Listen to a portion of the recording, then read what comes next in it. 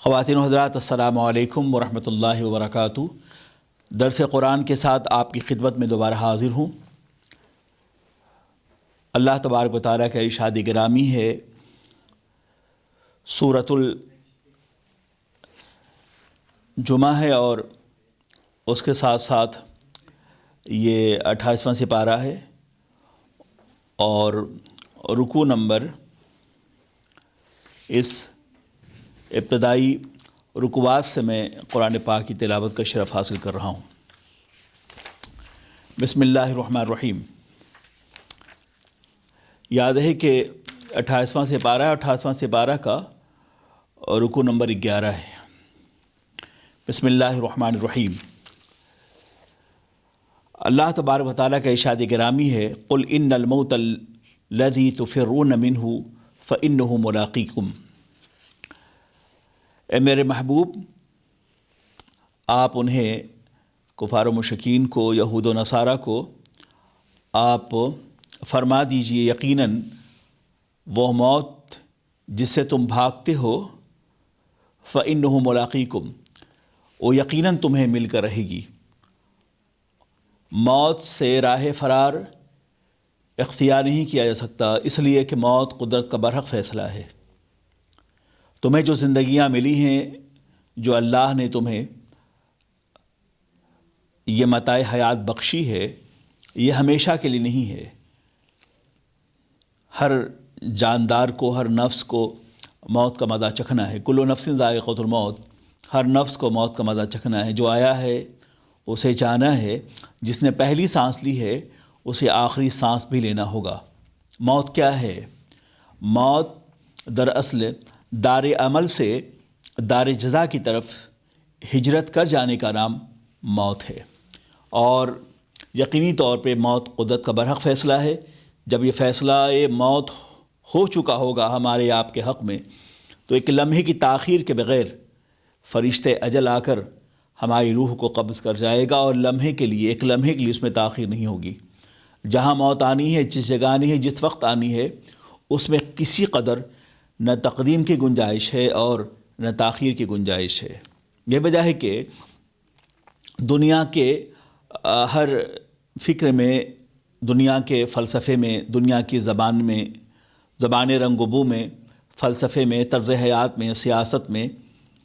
سرحدوں میں، نظریات میں، اسکول آف تھاٹ میں، مذاہب میں اختلاف ہیں، لیکن موت قدرت کا برحق فیصلہ ہے جس میں کوئی اختلاف نہیں ہے۔ ہم سب کو مرنا ہے اور یقیناً مرنا ہے، اور مرنے کے بعد اپنے اعمال کے ساتھ اپنے اللہ کی بارگاہ میں حاضر ہونا ہے۔ موت قدرت کا برحق فیصلہ ہے۔ عزیزان محترم، قابل احترام بزرگو، دوستو، قرآن عظیم میں ارشاد فرمایا گیا کہ خلق الموت والحیات لیبلوکم ایکم احسن عملا۔ اللہ تبارک و تعالیٰ نے موت و حیات اس لیے پیدا فرمائے ہیں تاکہ اللہ تبارک و تعالیٰ تمہیں آزمائے کہ تم میں کا ازروِ عمل اچھا کون ہے۔ یعنی کہ قیامت کے میدان میں اللہ کی بارگاہ میں جس شے کے بارے میں پوچھ ہوگی وہ ہمارا حسن عمل ہے، اور وہ ہمارے کردہ اعمال ہیں جس کے بارے میں اللہ کی بارگاہ میں پوچھ ہوگی۔ تم اچھا کرو گے تو جنت الفردوس ہے، اگر آپ نے برائیاں کی ہیں تو اس کے لیے جہنم کے دہکتے ہوئے شعلے ہیں۔ کو خلق الموت والحیات لیبلوکم ایکم احسن عملا۔ اللہ نے موت و حیات اس لیے پیدا فرمائے ہیں تاکہ وہ ہمیں آزمائے کہ ہم میں کا ازروِ عمل اچھا کون ہے۔ معلوم یہ ہوا کہ خدا کی بارگاہ میں جو شے قابل قبول ہے وہ ہمارا حسن عمل ہے، وہ ہمارے اچھے ڈیڈ ہیں۔ آپ غور کریں اور محسوس کریں تو آپ کو اندازہ ہوگا کہ جس طرح کہ ایک برف کی چٹان، بہت بڑی چٹان اگر صحرا میں رکھی ہو اور دھوپ کی تمازت سے وہ چٹان پگھل رہی ہو روزانہ، ایک ایک قطرہ اس کے وجود کا اس صحرا میں جذب ہو رہا ہو، تو آپ دیکھیں گے چند دنوں کے بعد برف کی وہ چٹان صحرا میں جذب ہو جائے گی، اور آپ کو یہ اندازہ تک نہیں ہوگا کہ اس سے پہلے ہم نے کسی چٹان کو یہاں دیکھا ہے۔ یہی وجہ ہے، تو یہی حال ہے ہمارے اور آپ کی زندگیوں کا۔ ہمارے اور آپ کا وجود اسی برف کی چٹان کی طرح ہے کہ روزانہ ہمارے وجود سے عرق حیات کا ایک ایک قطرہ جو ہے زندگی کے صحرا میں جذب ہو رہا ہے، اور ایک وقت آئے گا کہ ہم سب دنیا چھوڑ کر اپنے اللہ کی بارگاہ میں حاضر ہوں گے اپنے انہی اعمال کے ساتھ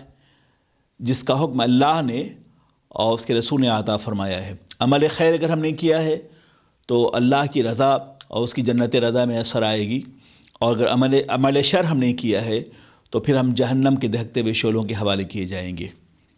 تو اس آیت کریمہ میں اللہ رب العزت ان سے مخاطب ہے کہ وہ یہود و نصارہ جو دنیاوی زندگی کو سب کچھ سمجھتے ہیں، ان کے نزدیک دنیا ہی سب کچھ ہے،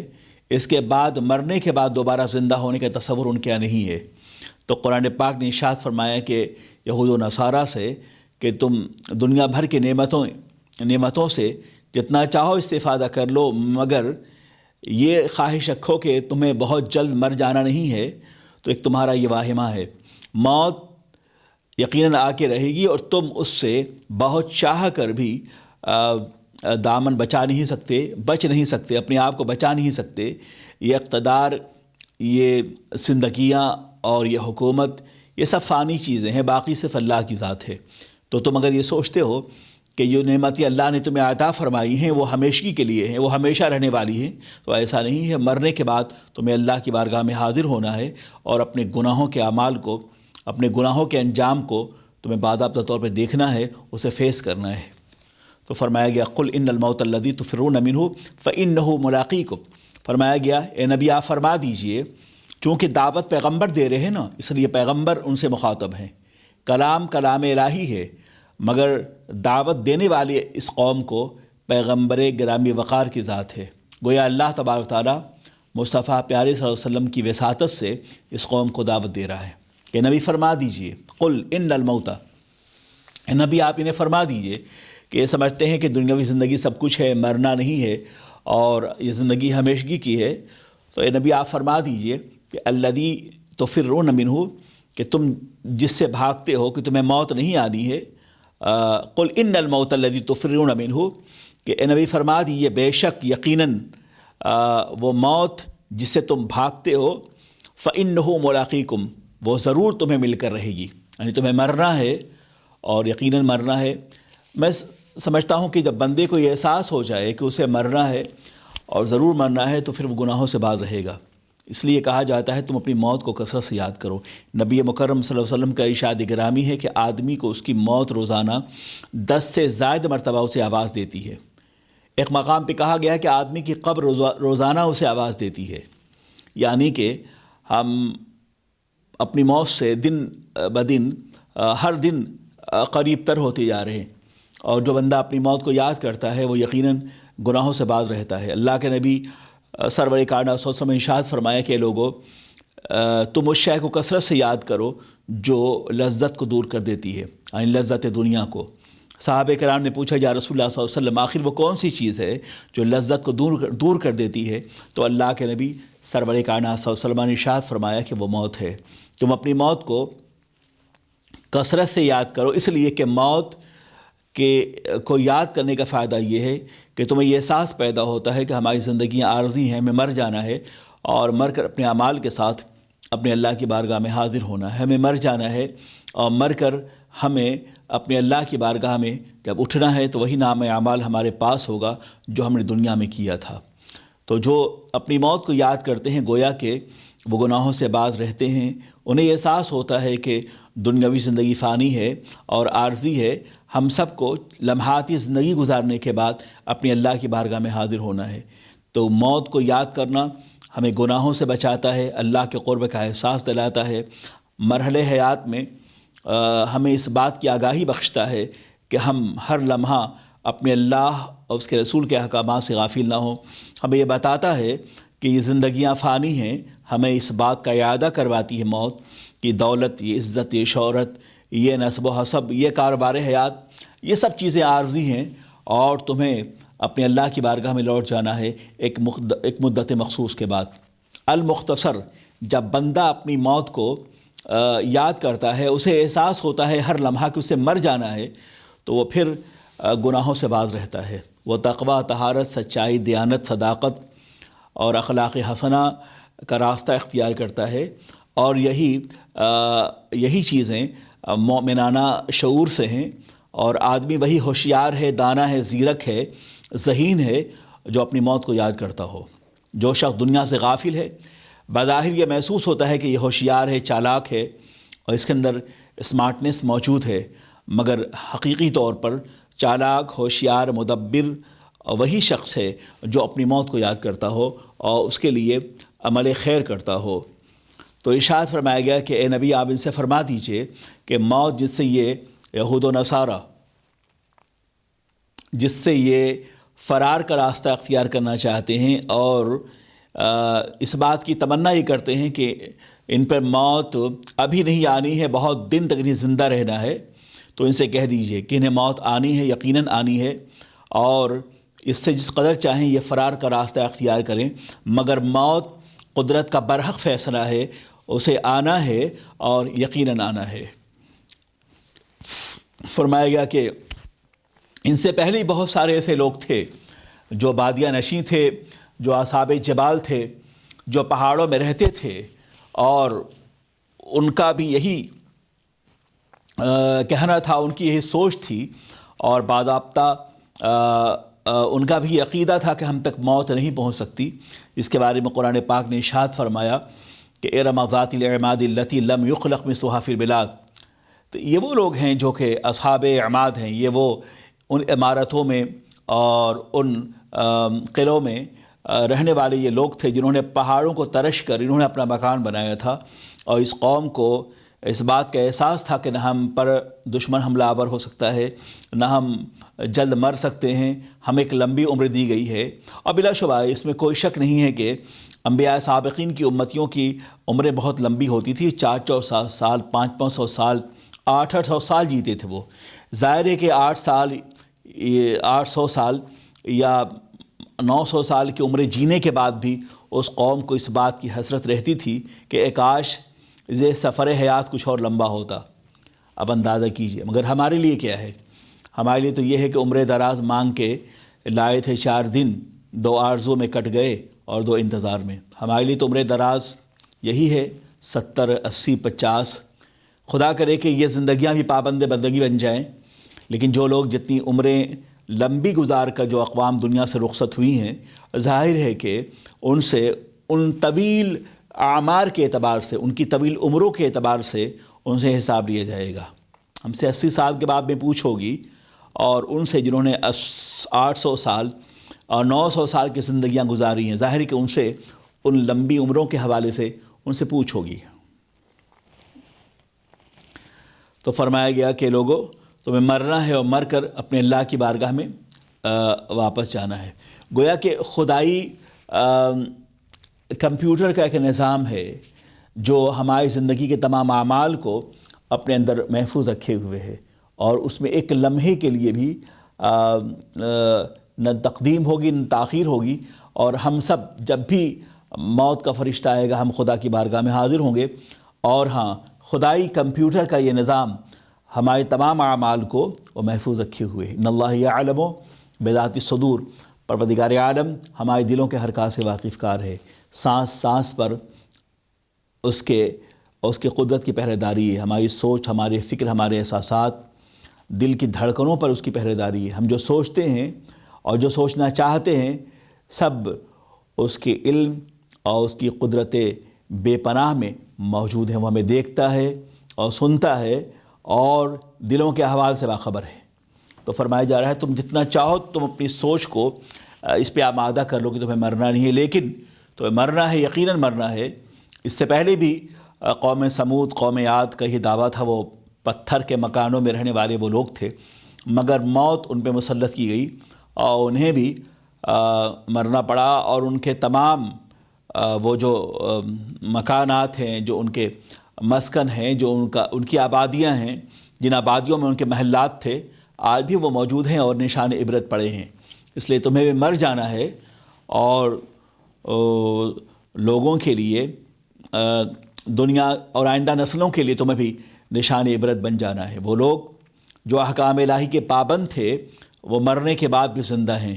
وہ زندہ ہیں اپنے تذکروں میں، وہ زندہ ہیں اپنے اخلاقیات میں، وہ زندہ ہیں اپنے اس شعور مومنانہ میں، وہ زندہ ہیں اپنے کارناموں میں، وہ زندہ ہیں آہ سحرگاہی میں، وہ زندہ ہیں آہ نیم شبی میں، وہ زندہ ہیں ہمارے احساسات میں، وہ زندہ ہیں ہمارے فکر و نظر میں، وہ زندہ ہیں لوح و قلم میں، وہ زندہ ہیں اپنے اسی شعور مومنانہ کے ساتھ، اور دنیا بھر کے لوگ انہیں دلوں کا خراج پیش کرتے رہے ہیں اور پیش کرتے رہیں گے۔ یہی وجہ ہے کہ آپ صحابہ کرام اور اولیاء کرام اور بزرگان دین کے واقعات کو آپ پڑھیں تو ایسا محسوس ہوتا ہے ان کے تذکرہ حیات کو دیکھ کر کہ یہ واقعہ بہت پرانا نہیں آج کا ہے۔ داتا علی حجویری سرکار خواجہ اجمیر کی تاریخ حیات کو آپ پڑھیں تو لگتا نہیں کہ یہ وہ لوگ ہیں جو ہزاروں سال جن کے وصال کو ہو گئے اور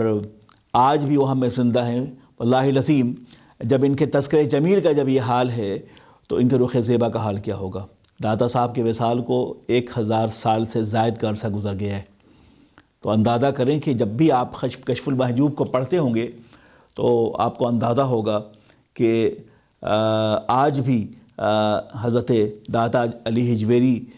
ہم سے براہ راست مخاطب ہیں اور ان کی درسگاہ فیض کی جلوتیں ہر لمحہ جو ہیں ہمیں اپنی طرف متاثر کر رہی ہوتی ہیں۔ یہی حال سرکار خواجہ اجمیر کی ان تبلیغ کا اثر ہے کہ آج بھی دنیا بھر کے مختلف مذاہب کے لوگ ان کے آستانے میں حاضر ہوتے ہیں، اور آج بھی دیوانوں کا ہجوم یہ بتاتا ہے کہ وہ ہم میں زندہ ہیں۔ عزیزان محترم، قابل احترام اور دوستو، میں عرض کر رہا تھا اور بتا رہا تھا کہ نبی محترم سرور کائنات صلی اللہ علیہ وسلم نے اس قوم کو دعوت دی اور کہا کہ تم موت سے ڈرتے ہو، یہ تمنا تمہاری ہے کہ تمہیں موت نہیں آنی ہے، تمہیں مر جانا ہے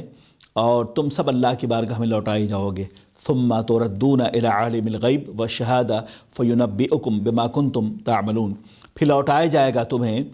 اس کی طرف جو جانتا ہے ہر چھپے کو اور ہر ظاہر کو، وہ خدا، اس کی طرف تم لوٹائے جاؤ گے۔ تم جس قدر چاہو اپنے گناہوں سے انکار کرو، مگر وہ سب جانتا ہے، وہ ظاہر کو بھی جاننے والا ہے اور باطن کو بھی جاننے والا ہے۔ فرمائے گا کہ وہ تمہیں لوٹائے جاؤ گے الی عالم الغیب والشہادہ، اس کی طرف جو جاننے والا ہے ہر چھپے کو ہر ظاہر کو، فینبئکم بما کنتم تعملون، پھر وہ تمہیں ان اعمال کے حوالے سے بتائے گا، فینبئکم، تمہیں وہ آگاہ کرے گا ان اعمال کے حوالے سے جو تم اپنی دنیاوی زندگیوں میں کیا کرتے تھے۔ یعنی کہ بہت ممکن ہے، بلکہ اکثر ایسا ہوتا ہے کہ آدمی اپنے گناہوں کو بھول جاتا ہے کرنے کے بعد، مگر اللہ کے نزدیک وہ تمام اس کے اعمال خیر ہوں یا اعمال بد ہوں وہ محفوظ رہتے ہیں، اور اللہ کے ہاں اس باب میں پوچھ ہوگی۔ لہٰذا سننے والے ناظرین، ہمیں چاہیے کہ ہم گناہوں سے توبہ کریں، ہم یہ محسوس کریں کہ ہم نے جو کچھ کیا ہے عمل خیر، اس پر بھی اگر اللہ کا فضل ہو تو ہم بخش دیے جائیں گے، اور جہاں تک عمل بد کا تعلق ہے ہمیں توبہ کرنا چاہیے کہ اللہ ہم نے زمانے ماضی میں جو گناہ کیے ہیں مولا ہمیں توبہ کی توفیق عطا فرما، اور توبہ بھی ایسی ہو کہ اس میں ترک گناہ کی نیت ہو۔ ایک آدمی رات میں توبہ کرتا ہے اور صبح پھر وہ گناہ کرتا ہے تو وہ توبہ قابل قبول نہیں ہے۔ یعنی کہ توبہ ہو پھر گناہ ہو، گناہ ہو پھر توبہ ہو، اس کا معنی یہ ہوا کہ گویا اس نے توبہ کی نہیں، اس نے توبہ کیا ہی نہیں ہے۔ اس لیے ضروری ہے کہ وہی توبہ اللہ کی بارگاہ میں قابل قبول ہے کہ جس میں ترک گناہ کی نیت ہو۔ تو فرمایا گیا کہ لوگو فینبئکم بما کنتم تعملون، تو تم ان اعمال کے عوض جو کیا کرتے تھے وہ اللہ کے ہاں ظاہر کیے جائے گا، اور وہ خدا جس سے کوئی شے پوشیدہ نہیں ہے، وہ عالم الغیب ہے اور وہ شہادہ ہے، وہ ہر غیب اور چھپے کو جاننے والا ہے۔ جب ہم یہ محسوس کرتے ہیں کہ اللہ ہمارے اعمال کو دیکھ رہا ہے اور ہمارا ظاہر ہمارا باطن اس کے آگے واضح ہے، تو ہمیں اب وہ کام کرنا چاہیے جو اللہ کی رضا کا سبب بن سکے اور اس کی جنت رضا ہمیں حاصل ہو سکے۔ اللہ تعالیٰ آپ کی نیتوں سے باخبر ہے، انما الاعمال بالنیات، کہ عمل کا دار و مدار جو ہے نیت پر ہے۔ اللہ تعالیٰ ہماری نیتوں پر اس کی قدرت کی پہرے داری ہے، لہٰذا ہمیں اپنی نیتوں میں اصلاح پیدا کرنی چاہیے۔ جب ہماری نیتوں میں اصلاح ہوں گے تو پھر پروردگار عالم ہمارے اعمال کو شرف قبولیت سے نوازے گا۔ فرمائے گا کہ کفار و مشرکین کا عالم یہ ہے کہ جس قدر وہ موت سے بھاگیں، وہ ہزار بھاگے موت سے، وہ لاکھ اس سے بچنے کی کوشش کریں، مگر ضرور انہیں موت کا پیالہ پینا ہوگا۔ ان کے ساتھ بھی ایسا ہوا ہے اور ان سے پہلے بھی ایسا ہوا ہے، ان کے آبا کے ساتھ ایسا ہوا ہے، ان کے اجداد کے ساتھ ایسا ہوا ہے، اور اس سے پہلے جو بادشاہ زمن تھے، ارباب اقتدار تھے، اور پہاڑوں میں رہنے والے تھے، ارباب عماد تھے، ذات عماد تھے، جو قوم سمود تھے، قوم عاد تھے، جو ان سے زیادہ جری و بے باک تھے، جس طرح انہیں مر جانا، جیسا کہ وہ مر گئے، ایسے انہیں بھی فنا ہو جانا ہے۔ لہٰذا ان سے یہ کہا جائے کہ جب خدا کی بارگاہ میں حاضر ہو کر اپنے اعمال کے باب میں جواب دینا ہے، تو اب تمہاری ذمہ داری ہے کہ تمہیں گناہوں سے توبہ کر لو۔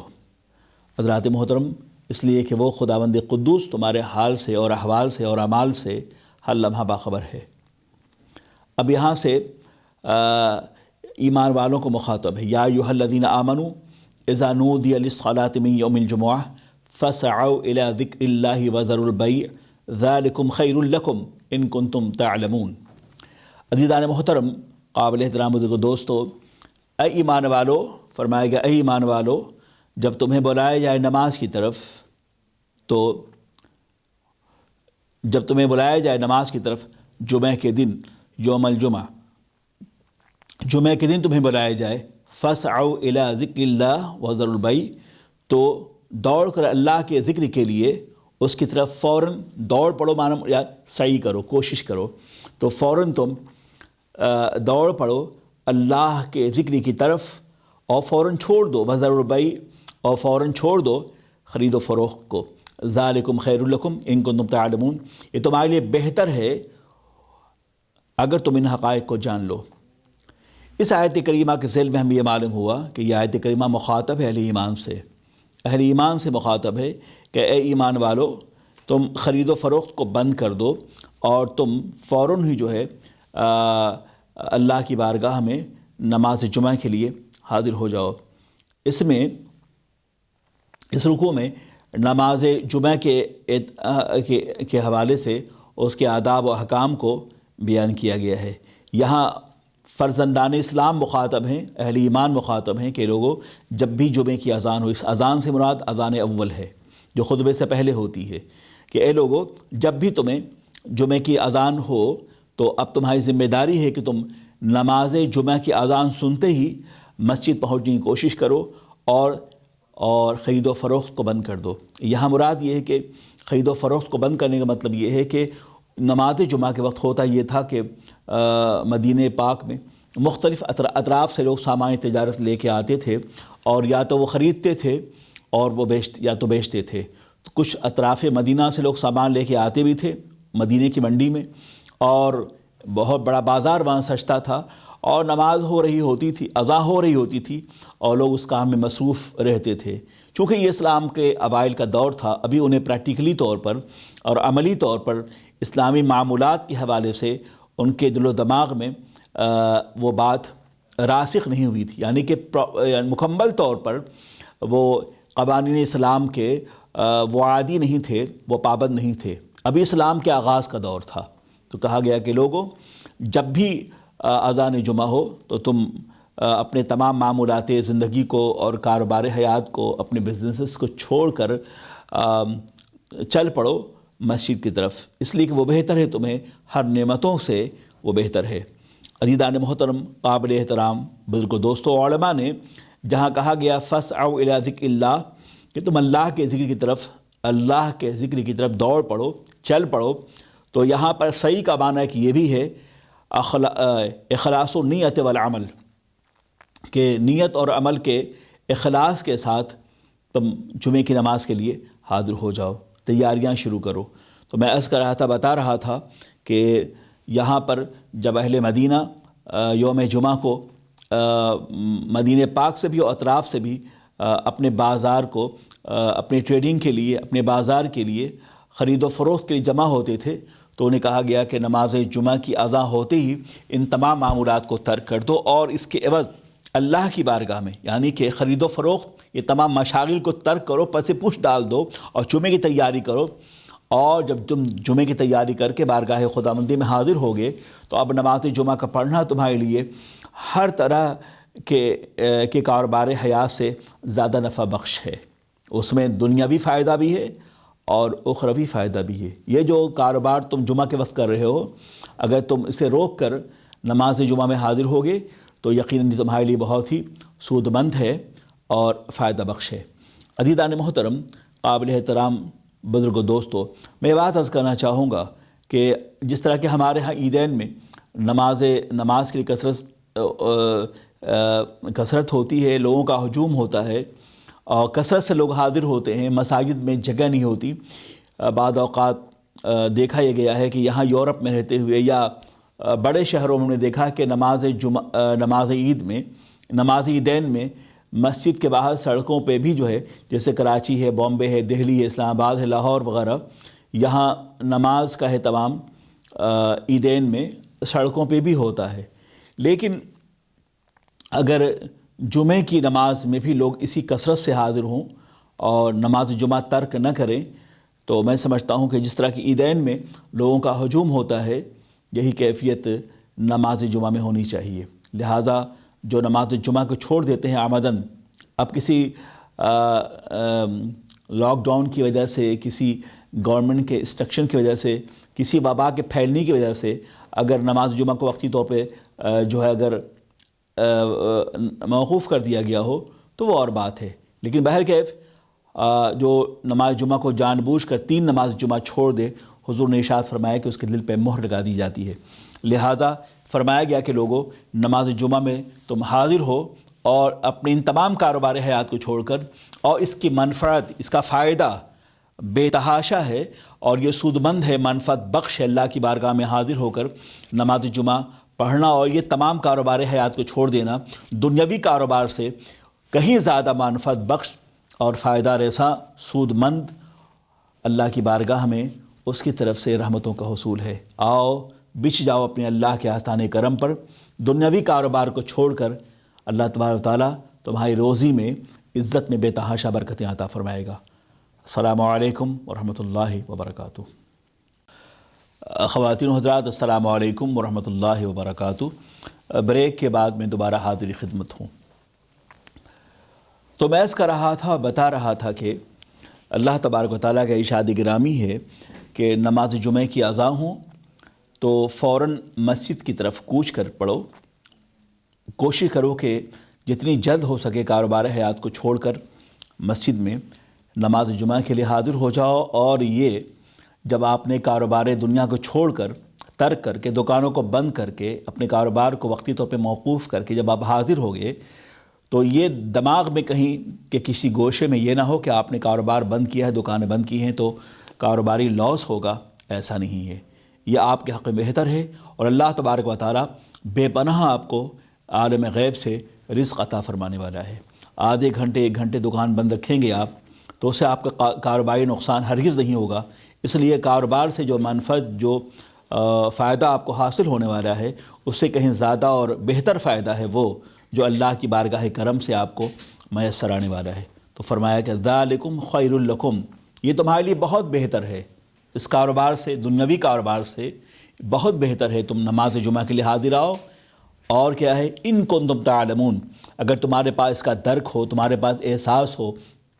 تم اگر جانتے ہو اس باب میں کہ اس کے فوائد کیا ہیں، تو فوری طور پر نماز جمعہ کی اذان ہوتے ہی مسجد میں حاضر ہو جاؤ۔ عزیزان محترم، قابل احترام بزرگوں، دوستو، نماز جمعہ کے حوالے سے تفاسیر اور سیر کی کتابوں میں یہ بات ملتی ہیں کہ زمان جاہلیت میں اس دن کو یوم عروبہ کہتے تھے، جمعہ کے دن کو یوم عروبہ کہا جاتا ہے۔ بعض روایت میں یہ ہے کہ نبی مکرم صلی اللہ تعالی وسلم کے جد امجد کعب بن لوئی اس روز قریش کو جمع کر کے یوم عروبہ میں خطبہ دیا کرتے تھے، اور نبی مکرم صلی اللہ تعالی وسلم کی تشریف آوری کے حوالے سے اپنی قوم کو بتایا کرتے تھے کہ ہمیں رسول جلوہ گر ہونے والے ہیں، اور خوش بختی ہے کہ وہ ہمارے خانوادے میں جلوہ گر ہوں گے، اور تاکید فرماتے تھے کہ جو آپ میں سے جو انہیں دیکھے وہ ایمان لے آئے اور وہ نصرت و حمایت کی دعوت دیتے ہیں، اور آپ کی ذمہ داری ہے، اپنے قبیلے سے وہ کہتے ہیں تمہاری ذمہ داری ہے کہ ان کی حمایت کرنا، ان کی نصرت کرنا، ان کی آواز پر لبیک کہنا، اور ایک لمحے کے لیے بھی ان کی دعوتی زندگی سے غافل مت ہونا۔ تو وہ یہ بھی کہتے تھے اے کاش کہ میں حاضر ہوتا، میں موجود ہوتا اس دور میں جس دور میں کہ یہ پیغمبر جلوہ گر ہونے والے ہیں۔ ارباب سیر نے بات لکھی ہے کہ کعب بن لوئی کا زمانہ جو ہے وہ نبی مکرم صلی اللہ تعالی وسلم کی بعثت سے تقریباً 560 سال کا فاصلہ ہے، 560 ایئرس اگو، کہ تقریباً 560 سال کا فاصلہ ہے۔ کعب بن لوئی نے اپنے قبائل کو جمع کر کے کہا کہ تم میرے رسول جلوہ گر ہونے والے ہیں، جب وہ جلوہ گر ہو جائیں تم ان کی نصرت کرنا، حمایت کرنا، اور ہر طرح سے ان کی دعوتی زندگی کا خیال رکھنا اور ان کو سپورٹ کرنا، اور ان کی راہ میں جو رکاوٹیں ہوں اسے دور کرنا۔ حضرات محترم، اور ہم یہ بھی جانتے ہیں کہ حضرت مصعب بن عمیر کو نبی مکرم صلی اللہ تعالی وسلم نے مدینہ طیبہ بھیجا۔ یہ اس وقت مدینہ نہیں تھا بلکہ یثرب تھا۔ گویا کہ اللہ کے نبی صلی اللہ تعالی وسلم نے حضرت مصعب بن عمیر کو یثرب میں یعنی اہل مدینہ کی تعلیم و تبلیغ کے لیے بھیجا کہ انہیں جائیں، ان میں جا کر دین کی دعوت دیں، اور ہو سکتا ہے کہ ان کی باتوں کو سن کر اہل مدینہ اسلام کی عظمت کے حوالے سے، تعلیمات اسلامیہ کے حوالے سے ان میں کچھ شعور پیدا ہو اور نبی کی دعوت کو قبول کرنے میں ان کے لیے آسانیاں ہوں۔ بلا شبہ حضرت مصعب بن عمیر کی مساعی جمیلہ کامیاب ہوئیں، اور یثرب کے کئی اہم لوگوں نے اسلام قبول کیا۔ اور اس کے بعد حضرت مصعب بن عمیر کے دل میں یہ خیال پیدا ہوا کہ اہل مدینہ میں جو یہود ہیں اور وہ یوم سبت کو، سیٹرڈے کو، سنیچر کو، اور جو نصارہ ہیں وہ یوم الاحد یعنی کہ اتوار کو وہ اپنا مذہبی ڈے سیلیبریٹ کرتے ہیں۔ ایک دن ان کے لیے ہوتا ہے جہاں کہ اہل یہود اور اہل نصارہ، یہود جو ہیں وہ یوم سبت کو، سنیچر کو، اور نصارہ جو ہیں اتوار کے دن جمع ہوتے ہیں اور وہ اپنے دین کی باتیں اپنی قوم تک پہنچاتے ہیں۔ وہ ان کے دل میں یہ خیال پیدا ہوتا مصعب بن عمیر کے کہ کتنا بہتر ہوتا کہ ہم ایک دن یعنی کہ یوم عروبہ جس روز کے لوگ جمع ہوتے ہیں اور بلا وجہ وہ دن گزر جاتا ہے ویسے ہی، لہٰذا ان کے دل میں یہ خیال پیدا ہوا کہ اہل مدینہ میں، اہل یثرب میں جو لوگ ایمان لا چکے ہیں انہیں لے کر، انہیں جمع کر کر انہیں دین کی باتیں بتائی جائیں اور انہیں دین کے حوالے سے آگاہی بخشی جائے۔ اور کتنا اچھا ہوتا کہ اس دن یوم عروبہ کو ہم سب کو جمع کر کر، اکٹھے جمع کر کے پھر اللہ کی دین کی دعوت کرتے اور خداوند قدوس کی عطا کردہ نعمتوں پر شکریہ ادا کرتے۔ تو یہ وہ دن تھا کہ حضرت مصعب بن عمیر نے جمعہ کے دن کا انتخاب کیا، اس لیے اس دن کو یوم جمعہ کہا جاتا ہے، جمعہ کا دن کہا جاتا ہے۔ اور اس روز تمام اہل یثرب حضرت مصعب بن عمیر کی دعوت پہ اکٹھا ہوئے۔ اکٹھا ہونے کے بعد حضرت اسعد بن زرارہ نے جمعہ کا خطبہ دیا ہے اور نماز پڑھائی ہے۔ گویا کہ تاریخ اسلام کا یہ پہلا جمعہ تھا جہاں یہ سب حضرت مصعب بن عمیر کی دعوت پر جمع ہوئے۔ مفسرین نے یہ بات بھی کہی ہے کہ یہ حضرت مصعب بن عمیر کا یہ اجتہاد تھا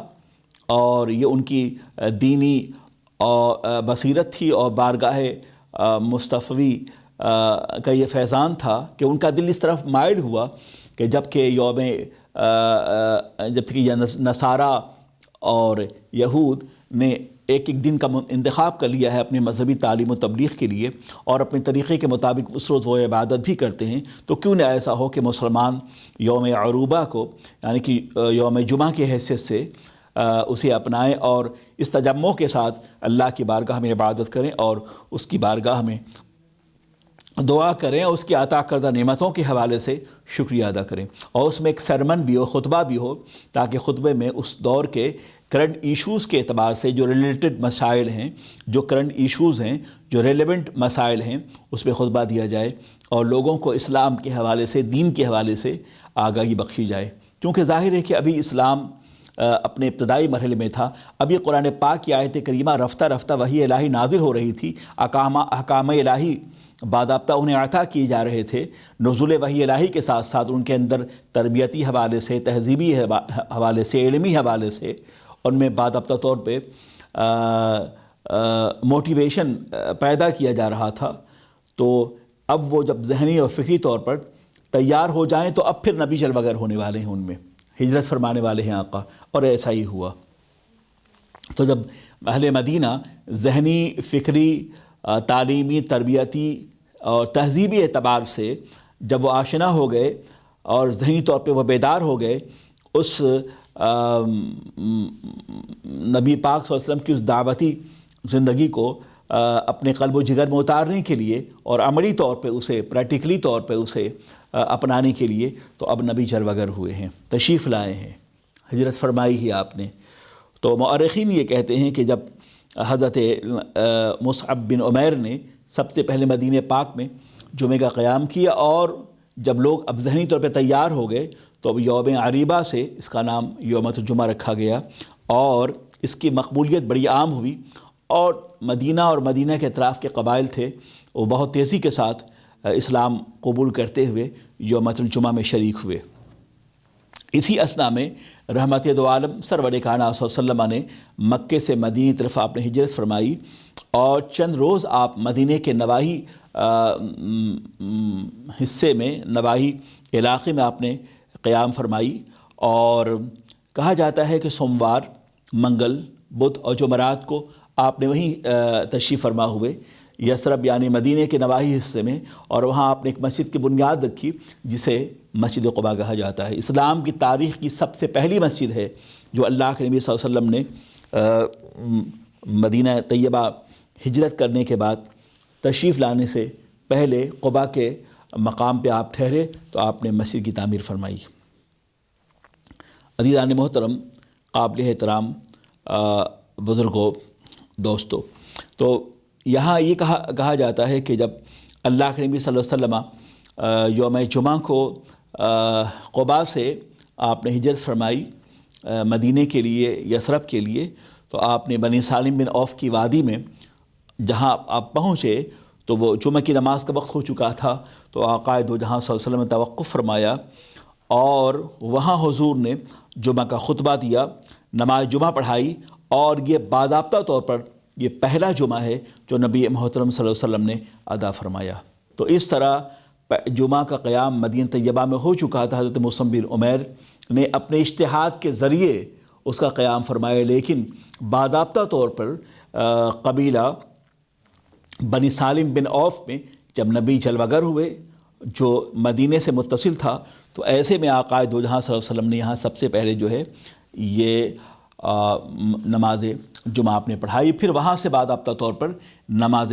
جمعہ کی مشروعیت ہوئی اور وہیں سے آغاز ہوا۔ حضرات محترم، اسی کے بعد میں قرآن پاک کا ارشاد گرامی ہے کہ اے لوگو، جب تمہیں جمعے کی نماز کی آواز تم تک پہنچے، یعنی منادی جب آواز دے، مؤذن جب آواز دے، تو لبیک کہتے ہوئے اپنے کاروبار حیات کو چھوڑ کر نماز جمعہ کے لیے حاضر ہو جاؤ۔ اس میں خیرات و برکات ہے تمہارے لیے، اتنی برکتیں اللہ نے رکھی ہے نماز جمعہ میں کہ تم اس کا ادراک نہیں کر سکتے، تم اسے سوچ نہیں سکتے، اور تم اگر جان جاؤ کہ اس کے خیرات و برکات کیا ہیں تو پھر تمہیں اس بات کا اندازہ ہوگا اور احساس ہوگا۔ مگر یہ کافی ہے تمہارے لیے اللہ کا ارشاد کہ ذالکم خیر لکم، یہ تمہارے لیے بہت بہتر ہے۔ جب اللہ نے خیر کا وعدہ فرما لیا ہے تو اب اس کے خیر کے وجوہات تمہاری عقل میں، فکر میں، فراست میں، ذہن میں آئے کہ نہ آئے، مگر اللہ کا یہ وعدہ ہے کہ وہ تمہیں اس کے عوض خیر عطا فرمائے گا، بلکہ خیر کثیر عطا فرمائے گا۔ حضرات محترم، قابل احترام بزرگوں، دوستو، فرمائے گا فَإِذَا قُضِيَتِ الصَّلَاةُ فَانتَشِرُوا، فَإِذَا قُضِيَتِ الصَّلَاةُ فَانتَشِرُوا، پھر جب پوری ہو چکے نماز تو زمین میں پھیل جاؤ۔ اب پھیل جاؤ زمین میں، اب تم نماز پڑھ چکے ہو، اب کاروبار حیات کو آپ دوبارہ شروع کریں۔ ظاہر ہے کہ اسلام نے آپ کو صرف مسجد کا پابند تو نہیں بنایا ہے نا، اسلام میں روحانیت تو نہیں ہے کہ آپ مسجد ہی میں آ کے گوشہ گیر ہو جائیں۔ اب وقت نماز ہے تو نماز پڑھیے۔ آگے آئیں لڑائی میں، اگر وقت نماز قبلہ روحوں کے زمیں بوس ہوئی قوم حجاز، ایک ہی صف میں کھڑے ہو گئے محمود و ایاز، نہ کوئی بندہ رہا اور نہ کوئی بندہ نواز، بندہ و صاحب و محتاج و غنی ایک ہوئے، تیرے دربار میں پہنچے تو سبھی ایک ہوئے۔ تو اب جب نماز سے جمعہ آپ پڑھ چکے ہیں تو اب آپ لوٹیں اپنے اسی کاروبار حیات کی طرف۔ فَإِذَا قُضِيَتِ الصَّلَاةُ، اسلام میں جو کاروبار کا تذکرہ ہے وہ حلال کاروبار کا تذکرہ یاد رہے، جس کا حکم اللہ نے اور اس کے رسول نے ہمیں عطا فرمائے۔ اکارڈنگ ٹو اسلامک لا جو کاروبار ہے وہی حلال ہے، اسی میں برکت ہے۔ فَإِذَا قُضِيَتِ الصَّلَاةُ فَانتَشِرُوا، پھر جب پوری ہو چکی نماز تو پھیل جاؤ۔ کہاں پھیل جاؤ؟ اپنی آبادیوں میں چلے جاؤ، اپنے دکانوں پہ واپس چلے جاؤ، اپنے زمینوں میں پھیل جاؤ، اپنے مرغزاروں میں لوٹ آؤ، اپنے باغات میں لوٹ آؤ، اپنے کھیتوں میں لوٹ آؤ۔ تو لوگوں جب تم نماز جمعہ ادا کر چکے ہو، فَانتَشِرُوا فِي الْأَرْضِ، تو اپنے زمین میں لوٹ آؤ۔ اس کے بعد وَابْتَغُوا مِن فَضْلِ اللَّهِ وَاذْكُرُوا اللَّهَ كَثِيرًا، فرمایا گیا کہ جب اور تلاش کرو اللہ کے فضل سے، اور اللہ کے فضل سے جو بلکہ اللہ نے مقدرات رکھے ہیں، فضل الہی کو تلاش کرو۔ یعنی جب نماز جمعہ تم فارغ ہو جاؤ تو زمین میں پھیل جاؤ، پھیلنے کے بعد اللہ کا فضل تلاش کرو۔ اور یہ جو ہے وہ وجوب کے لیے نہیں ہے کہ آپ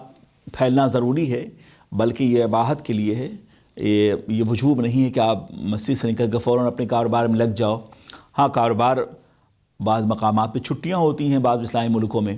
تو جمعہ کے بعد بھی ان کے پاس کاروباری مصروفیت نہیں ہوتی ہے اور نہ جمعہ سے پہلے ہوتی ہے۔ تو یہ جو کہا گیا فَانتَشِرُوا فِي الْأَرْضِ وَابْتَغُوا مِن فَضْلِ اللَّهِ، یہ وجوب سے نہیں ہے بلکہ یہ اباحت سے ہے، مستحب ہے، ایسا کریں تو بہتر ہے۔ عزیزان محترم، قابل احترام بزرگوں، دوستو، تو فرمائے گا وَابْتَغُوا مِن فَضْلِ اللَّهِ، اور جب نماز جمعہ سے فارغ ہو جاؤ تو وَابْتَغُوا مِن فَضْلِ اللَّهِ۔ آج یورپ وغیرہ میں یہاں سیٹرڈے اور سنڈے چھٹیاں ہوتی ہیں، ظاہر ہے کہ جمعے کو بیزی آورس ہوتے ہیں، مصروفیت کا دن ہوتا ہے، نماز جمعہ کا اہتمام یہاں مسجدوں میں ہے۔ بعض مقامات پر جہاں مسجدوں میں گنجائش نہیں ہو پاتی تو یہاں بڑے بڑے شاپنگ سینٹر ہے، اور شاپنگ سینٹر وغیرہ بھی جو ہے بڑے بڑے ہال جو ہیں جو نمازوں کے لیے محفوظ کیے گئے ہیں۔ گو کہ پنجگانہ نماز وہاں نہ بھی ہوتی ہو تو بھی نماز جمعہ کا وہاں اہتمام کیا جاتا ہے۔ اور بلا شبہ نماز جمعہ کے اہتمام کے لیے اس کی شرط نہیں ہے کہ وہاں پنجگانہ نماز بھی ہوتی ہو۔ تو اس طرح امریکہ اور یورپ کے مختلف جگہوں پر جمعے کے لیے شاپنگ سینٹر میں ایک مخصوص ہال کا انتظام کیا جاتا ہے جہاں آس پاس مسجدیں نہیں ہوتی، اور وہاں پر وہاں کے ورکرز اور شاپنگ سینٹر کے جو ملازمین جو ہیں وہاں نماز پڑھتے ہیں۔ میں نے ایک دن کہیں دیکھ رہا تھا کہ امریکہ میں ایک جگہ پہ جمعے کی نماز کا اہتمام ہوتا ہے، اور وہاں چرچ کے جو منتظمہ ہے انہوں نے مسلمانوں کو اجازت دی کہ آپ یہاں جمعے کی نماز پڑھ لیا کریں، آپ یہاں جمعے کی نماز پڑھ لیا کریں۔ تو وہاں باضابطہ طور پہ جو آس پاس کی، چونکہ عموماً ہوتا یہ ہے کہ چرچ میں لوگ بیٹھتے ہیں اور کرسیاں لگی ہوتی ہیں ان کی اپنی جو ورشپ پلیس ہے اس کے مطابق۔ تو جب مسلمان جمعے کی نماز کے لیے حاضر ہوتے تو وہاں سے کرسیاں وغیرہ چرچ سے ہٹا دی جاتی اور زمین کو صاف کر کے وہاں باضابطہ جا نماز بچھایا جاتا اور نماز ہوتی تھی۔ یہ کئی مہینوں تک ایسا چلتا رہا، اور چرچ کا جو پادری تھا وہ بھی ایک گوشے میں بیٹھ کر، یہاں ایسا ہوتا ہے مغرب میں، یورپ میں، کہ بعض اوقات جو انگریز ہیں وہ نماز جمعہ میں آتے ہیں، اور مسجد سے متصل اگر کوئی ایسا ہال ہے اور ہال میں جو ہے وہ اسکرین لگا ہوا ہے، امام کا سرمن اور خطبہ جو ہے وہ نان مسلم انگریز بھی اسے سنتے ہیں۔ تو اس طرح امریکہ میں بھی ہوتا تھا۔ تو چرچ میں نماز جمعہ کے اوقات میں چرچ کا پادری جو ہے وہ کنارے کھڑا ہو کر وہ امام کی تقریر اور پھر قرآن پاک کی آیت کریمہ کو سنتا تھا تلاوت نماز کے دوران۔ کہا جاتا ہے کہ وہ پادری جو ہے وہ بہت ہی امام کی تقریر سے اور اسلام کے آئین کرم سے، اسلامی ضوابط سے، اسلامی اخلاقیات سے، اسلامی تعلیمات سے، اسلامی پروپیگیشن سے، اسلامی موعظت اور نصیحت سے، اسلام میں جس طرح ہمارے فکر کو، احساسات کو، ضمیر کو اپروچ کیا ہے، وہاں شدت نہیں ہے، وہاں فورس نہیں ہے، وہاں باضابطہ جبر نہیں ہے، بلکہ دینی دعوت کے حوالے سے کہا گیا ہے کہ موعظت حسنہ کے لفظ کا استعمال کیا گیا ہے کہ جب تم کسی کو دین کی دعوت دو تو تمہارا انداز کلام اور سیرت گفتگو، the way you talk، approach جو تمہارا ہونا چاہیے بہت ہی نرم ہو۔ جب باتوں میں نرمی ہوگی تو اثر گیری کا شعور اس کے اندر موجود ہوگا۔ اثر گیری اسی وقت ہوتی ہے جب بات اسی وقت مؤثر ہوتی ہے جب اس میں نرمی ہو اور اس کے ساتھ ساتھ مطابق حال گفتگو کی جائے۔ بہرکیف امریکہ کے اس چرچ میں جمعے کی نماز ہوتی رہی اور وہ وہاں کا پادری جو ہے کنارے کھڑا ہو کر اسے سنتا رہا۔ کئی ماہ اس طرح گزر گئے اور ایک دور ایسا آیا کہ اس چرچ کے پادری نے خود نماز جمعہ کے بعد آ کر حاضر ہوا امام کے پاس اور اس نے یہ کہا کہ میں گزشتہ کئی مہینوں سے آپ کی تقریر مسلسل سن رہا ہوں اور قرآن پاک کی آیت کریمہ جو آپ پڑھتے ہیں میں بعد میں جا کر اسے اپنے انگلش ٹرانسلیشن میں اس کے ترجمے کو اور اس کی تفسیر کو پڑھتا ہوں۔ یہ اللہ کی کتاب ہے اور یہ دلوں کو لگتی ہے، اور میں آپ کی تعلیمات سے، اسلام کی تعلیمات سے، قرآنی فرامین سے بڑا متاثر ہوا ہوں،